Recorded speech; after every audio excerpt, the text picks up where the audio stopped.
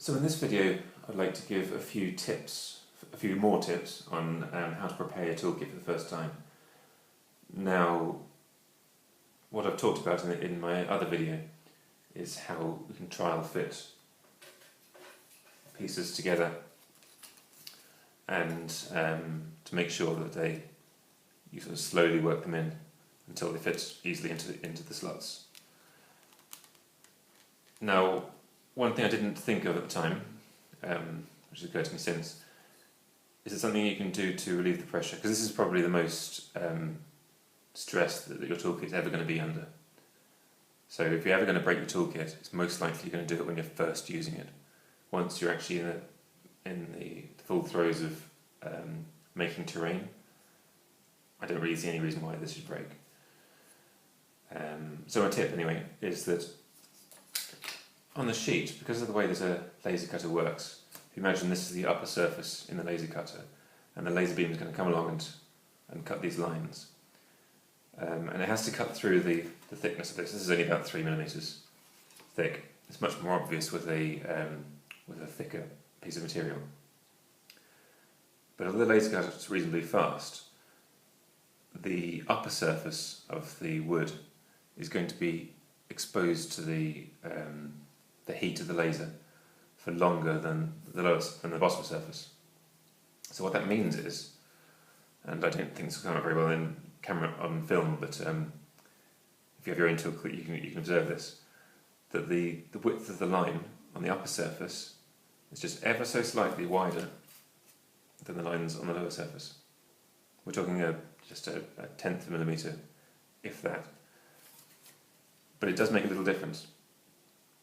And what I suggest you do with that is that when you're trial fitting for the first time, that you always come through from the clean side, so the top side of the plywood, and don't try to go from the other side initially. Later on it'll be fine, but it's just because that's going to be a slightly tighter gap than it is coming from this side. So it'll be easy to come in this way first. And say later on it doesn't matter. And by the way, the other side of this, nobody's actually asked this, but I know there can be a misconception that this is sort of damage to the plywood from the laser cutter.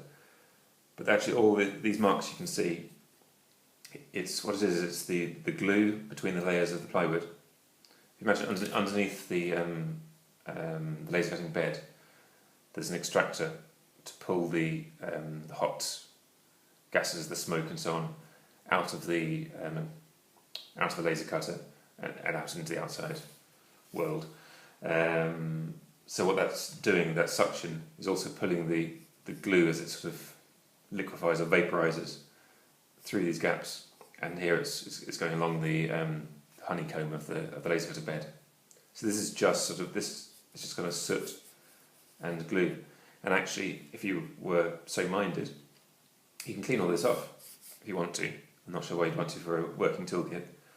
But I've not tried this myself, I hasten to add. But I know orange swarfiga, which is a product for cleaning your hands after you've been working with engines or something when they're going to get really greasy and oily. That will take this off.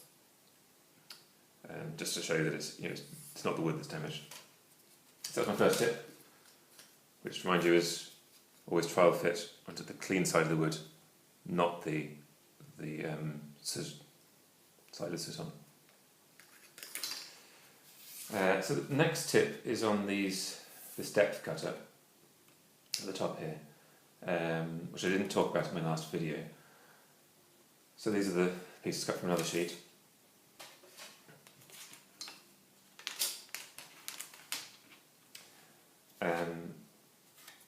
Now these are a little bit different to the other pieces in that once you've fitted this together, that should basically be it. You shouldn't really need to take it apart again.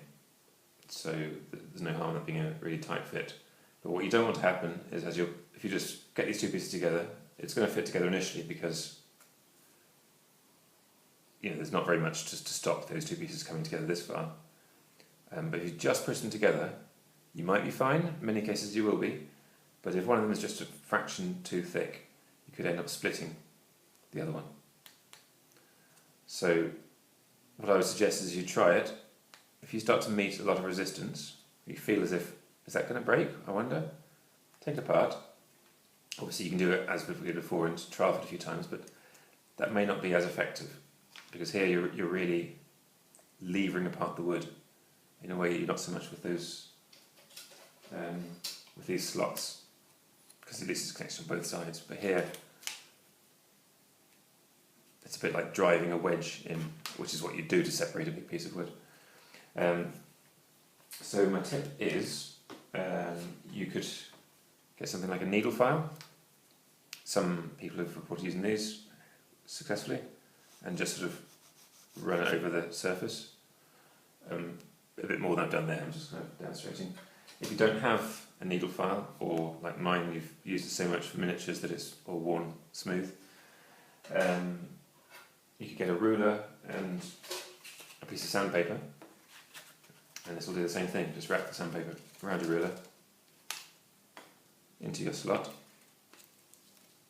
and now just you rub that back and forth a bit until you've worn it down enough that you're confident in putting through. And if it still doesn't fit as well as you'd like, that was fine now. I don't think that my sanding there made the difference. I think that was fine already. But yeah, that should be it.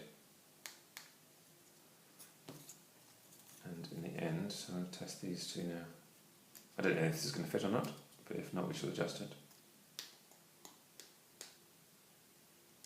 Okay, this one feels too tight for me.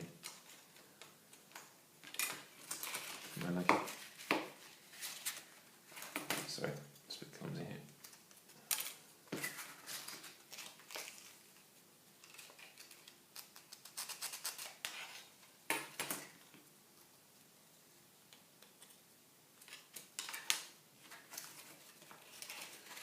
I think actually it's probably this one that's the tighter of the two.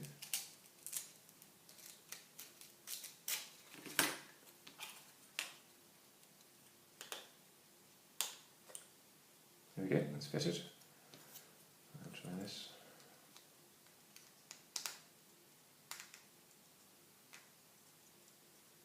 That's good, and that should, if it's all worked correctly, sit nice and flat on the surface.